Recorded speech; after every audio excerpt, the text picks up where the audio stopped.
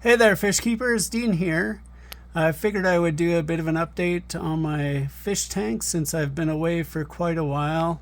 Had some family stuff go down, and it's taken up basically all my time. So the fish have been well taken care of, but I have been neglecting my video duties. So I figured I'd start off here with the CPD continuous breeding setup. It's still going really strong. I've moved out quite a few of the bigger guys from here, but you should be able to see a couple of little ones that have cropped up since I've moved everything around.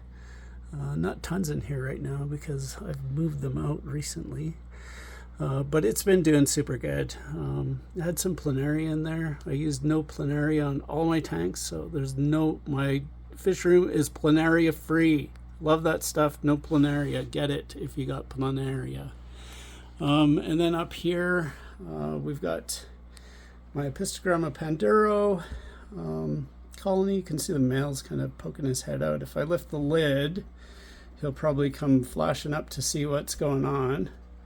Oh yeah, there comes a female. There's actually 3 females in here with him. Well, she's gonna get my fingers. They're pretty responsive. They're gorgeous fish. I really love them, but I got to soften the water in here and feed them up more. But I've had a lot of other stuff going on with my fish that I've needed to take care of here. So I've got some new species that are here and they're breeding, and there's already babies, so I've had to kind of put my Apistogramma panduro breeding project on hold for a little while and move down here to my oldest continuous setup. And as per usual, all the fish are hiding in the back, but I've got some chili rasboras in there, some reed tetras, and there's one Sundadanio axelrodi kicking around in there, and rosy loaches. But unless there's food in here, they're usually in behind all the plants. They're kind of shy little guys. It's like my mini tank. And then this tank here, moved the goldfish outside, and we've got some celestial pearldanios in here, some little ones that have grown up, and a whole bunch of tiger limia. Well, not a whole bunch, like 23 of them. They're in here, probably picking around at the back. You can see one that's there. But there's quite a few of them. I just kind of wiggling my fingers here on the surface of the water and see they all come out to the front. But it's been a pretty cool tank to watch. I really like how the tiger lotus has grown in here. For whatever reason, my goldfish never ate all my tiger lotus over the winter, and it's grown up and kind of populated the whole tank. It looks pretty cool. But there's also a whole bunch of red neon blue eyes in here. See if I can see them up in the top here. They hang out at the top, and then the CPDs and the limia are down below. You can see there's all the blue. There's some of the blue eyes, but there's probably about 50 blue eyes in there. But they're all right up at the top near the back. They're all towards the back corner here. But yeah, it's a super entertaining tank. I've been really liking it. It's good for growing out all the species together. They seem to all work together, and I just like the way that the tank looks right now. It's pretty cool. I like watching it. There's also a baby Corridorus panda in there somewheres too, that I found in the filter the other day. And this tank here is housing my adult tiger limia, but they're hiding out after eating, it looks like. But they're in there. There's a couple of kind of half-grown limia in there as well. Then this tank here, I had my Medaka that go outside sitting in here before the summer, and I just took some of the 3/4 grown ones out to my deck pond, and apparently they laid a pile of eggs. So there's probably about 50 baby Medaka in here. Been feeding them up. After I noticed them just the other day, I was like, what is that? And I'm like, hey, it's a whole bunch of Medaka. Awesome. So I'll have lots of Medaka for next year to go outside. They're pretty easy to breed and raise, and super trouble-free fish if you want easy fish keeping. Next, we've got some of my 3/4 grown Calitawas. They're from a couple of different batches. I sold the rest, and then these are the ones that I held back. So these ones are, I'd say, less than a year old. They're from a couple of mid batches that I had. So they're being held back just so that I've got some younger ones as well. The Calitawas have been pretty popular. And then in this tank here, there's actually a whole bunch of Tigerlimia little guys. They're about 6 weeks old in my old ornament collection tank. Got ornaments in there from the time I was like 5 years old. And these guys are doing really well in there. I had a couple of extra females, and apparently they were preggers. So there's a couple of adult females that are in here, and one of them got huge and exploded and had a bunch of babies in here. So I've got lots of Tigerlimia now. So new fish for the fish room.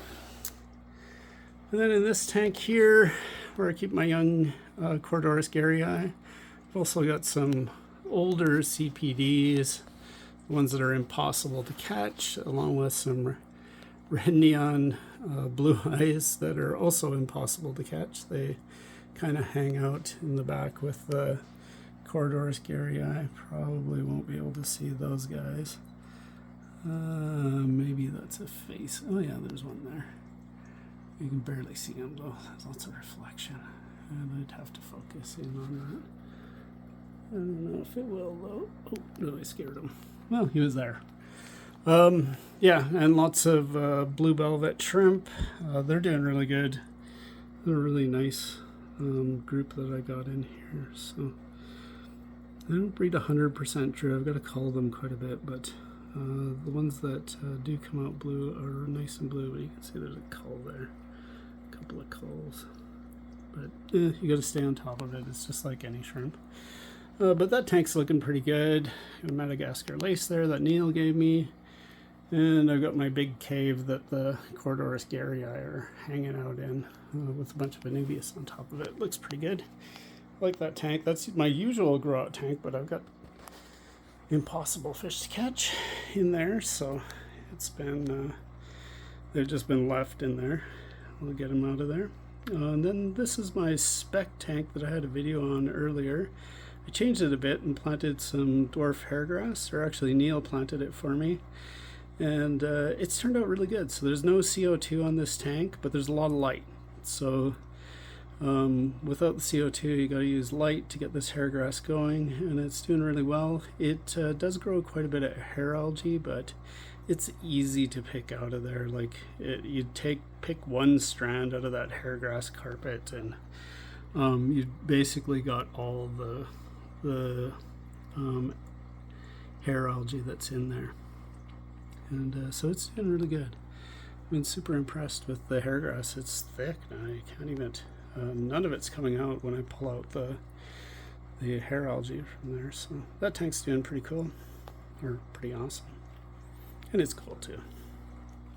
And in this tank here, I've got a Cracodon audax. So I got some Cracodons from out of the US. They sent some up here to Canada, to Marcus Nichols, who's our Goudiad group coordinator here in Canada. And I got a trio of Cracodons, and he got 2. And this little male, it was 2 males and a female, and this little male got beat up severely by the dominant male. He's also got a little bit of a genetic thing going on. He's got a bit of a crooked tail. I don't know if I want him as a breeder. But there's also a yellow shrimp in that tank too. And then this tank here, I've got my rummy nose rasboras, but they're probably hiding in the side there. They come out when I feed them. And the rest of the time they just hang out in the side. I didn't think they'd do very good in a 5-gallon tank. I needed to move them there in a pinch, and but they've done really well.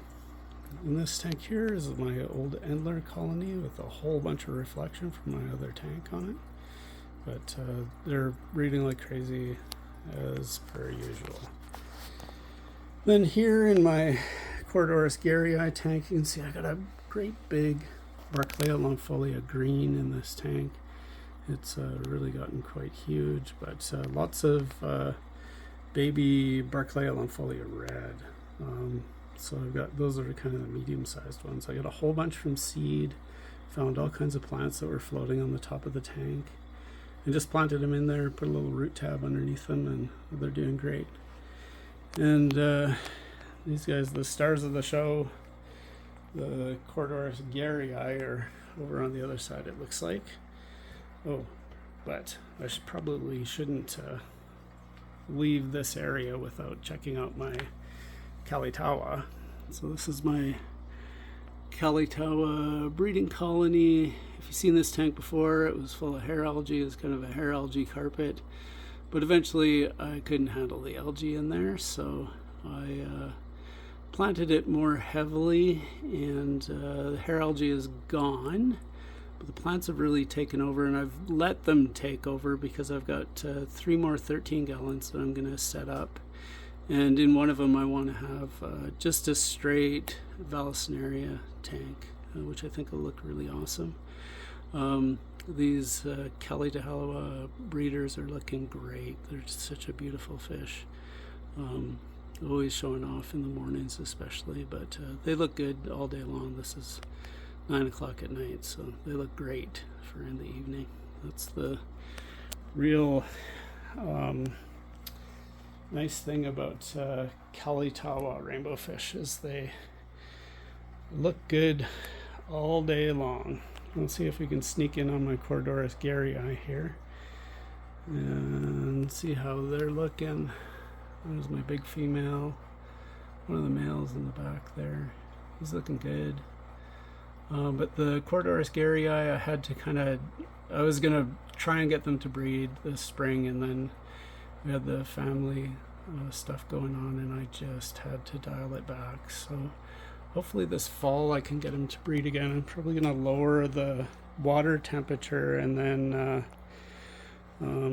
feed them lots of live food slowly, and then bring up the temperature again, and see if we can get some more baby Cordoris garryi out of here.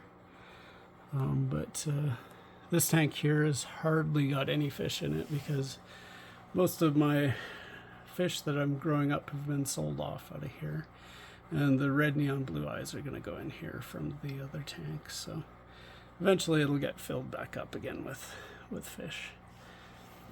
But my newest fish here are Cracodon Audax El Tabasso, and this is my male, the one who beat up the other one, and him and the female have had to be separated for a bit because she had yet another batch of babies, and so we had to separate him for a while because he just harasses her so much, and she needs to recover from that last group of babies that she had. But that's my little 5-gallon in the corner there.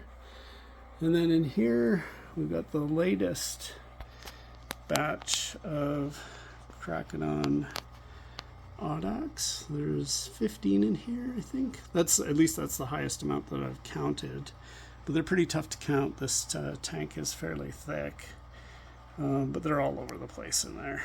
They're just little guys. They're only about 6 days old, but they're eating good, eating lots of brine shrimp. They basically come out eating, and they seem to do really well. So I've gotten into Goodyeads a bit. With Marcus getting that coordinated, it's hard not to when he's bringing in some really cool fish that I've always wanted. I've always wanted Cracodon Audax El Tabasso. It's known as the Black Prince, so had to have them.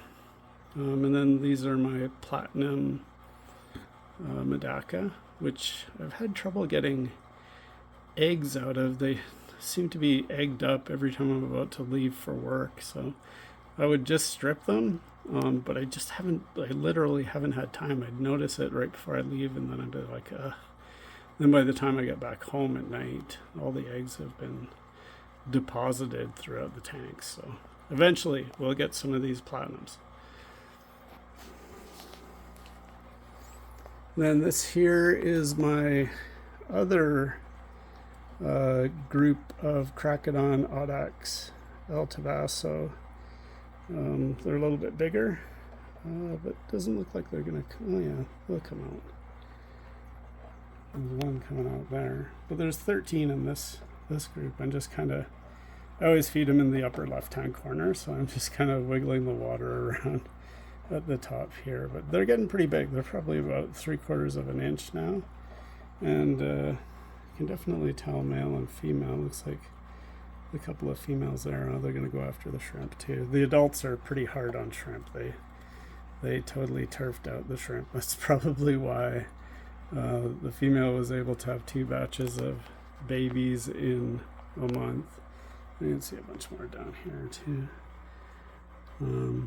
Yeah, you can see the males have got black on their anal fin and their dorsal fin, so they're pretty easy to sex out at this size. So, but they can be a little bit grumpy with one another, but so far so good. No damage so far, other than that one male that was with the other adult male. And then I've got my pea puffers in here that you've probably seen video of if you've been following the channel, and they are huge now. I'll just try and wiggle my finger in here and see if any of them come out. They're usually pretty responsive to the finger wiggling, but the lights are going to turn off here in about 5 minutes, so they might be well aware that this is that feeding time is over. Oh, there comes, I got one little skinny guy here. I don't know if it's genetic or what's going on with that guy, but he's not doing well. He seems to be fine, but he's not growing very good. The other ones are big hogs. It's too bad that they won't come out right now so I can show you. And they're doing great. They've gotten really big, and they've been spawning in that nasty Java moss in the back there. They've been liking that totally. And then I've got some Pseudomagilla gertrudii, or spotted blue eyes. These guys are about a year old, and I'm gonna have to get them to try and get them to breed here pretty soon. They're definitely old enough, and I need to get some more. So I also got some baby pandas in here somewhere. They're probably in behind underneath the Nubius. And then in this tank I just rescaped. It's got my CW155 Cories in it, some blue tetras, cardinals, green neons, and big bleeding hearts in here, and little hatchet fish, loan from my neighbor. It looks like plenty of snails, but I got a cave thing going on in there, and this tank's always done really well. So I think I might move the tiger limias into this tank eventually. With those bleeding hearts in there, it'll be a bit of population control, because boy, they seem like they're a pretty breedy lot. So then I've got my 90-gallon, which has been doing good in here. The big change in this tank is my clown loaches I gave to my buddy Ryan, who's got a bigger tank and a big group of clown loaches. There was only 3 in here. They came with the tank when I got it, so I figured they would like some more company. I also got a Madagascar rainbow that was a donation in there, so there's a kind of a mixed mash of fish in here. Some extra Kalitawas, just because you've always got to have extras of those guys, 'cause they're pretty popular. And this tank's been doing awesome. I've kind of set it up with the Tiger Lotus in the middle. It looks okay on video when I'm looking at it here right now, but it's a little stringy in the middle. I've got to figure out some plants to go in that kind of shaded area.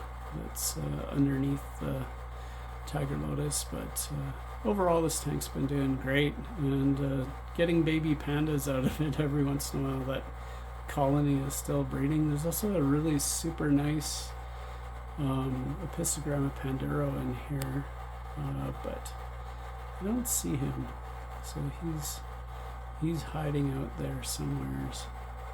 It's too bad, because he's pretty impressive.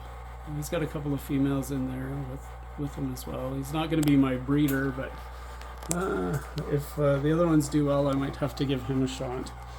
And then in the other room here, I've got a couple of those 13 gallons that I've already bought that need to be set up here in the next little while. I just haven't had any time. And I've got the female Cracodon. She's doing good, ever hungry. One of those females that, female live bearer that just is hungry all the time and has all kinds of babies. So she's been a really good one for me. So 28 babies out of her so far, which I'm pretty super happy about. And I got a couple of my baby fry tank, which are not going to be filled for the next little while because we're going on holidays. We got the Daphnia going, white worms, brine shrimp, and then I'll just show you the seeds for my Barclay Longfolia red. You can see they sprouted in this little shallow container here, so that's cool. I probably got like 10 or 12 more Barclay Longfolia red, which is awesome. That's a gorgeous plant. So I'll have to get them into an aquarium soon. And that's about it for my fish room update. We can check out all the tanks, and I'll just show you what I'm going to do here. So you can see all these 13 gallons look pretty good along the wall there. I think the 5 can't really do anything else with that corner. And then these 5-gallon tanks are going to be replaced with 13s, and I think that'll look great. And we'll put one of the 5s over here, one of the 5s over there, and that looks like that's about it. My lights have gone off. Happy fish keeping!